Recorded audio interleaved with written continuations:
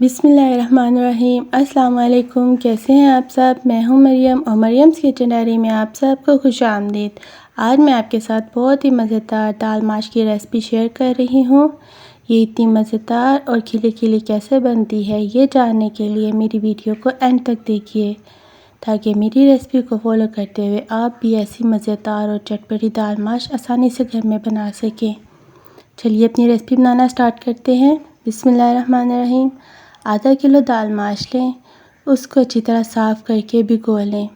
आधे घंटे के लिए इसको भिगो कर रखें।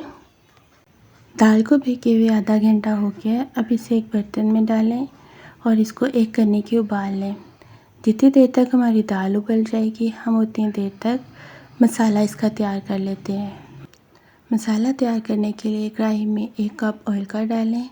इसके साथ इसके अंदर 2 चॉप की हुई प्याज डाल दें। प्याज को हम हल्का सा गोल्डन करेंगे।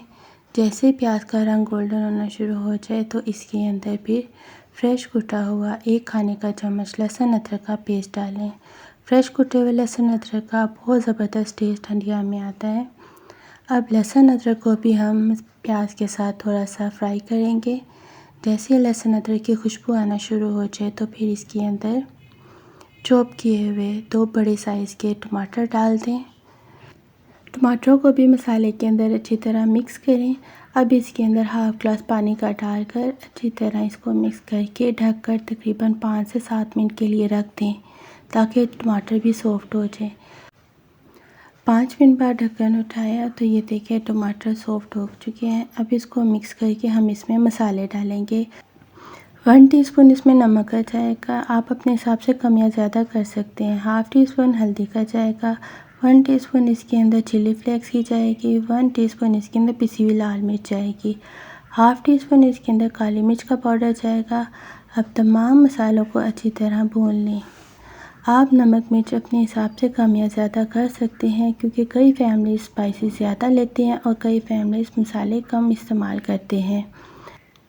दूसरी तरफ दाल देखते हैं। दाल तकरीबन हमारी हो चुकी है। हमने 1 करने की करनी थी और वो तकरीबन हो चुकी है, ये देख सकते हैं आप। अब हम इसको छान लेंगे और इसका पानी निकाल देंगे।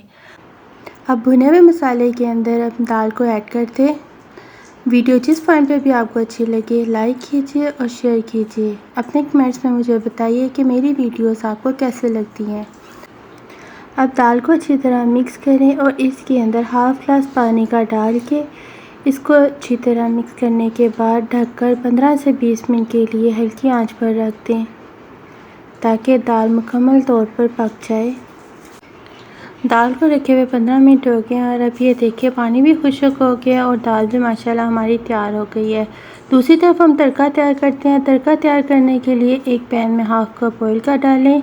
इसमें 1 टेबलस्पून जूलियन कटी हुई अदरक ऐड कर दें।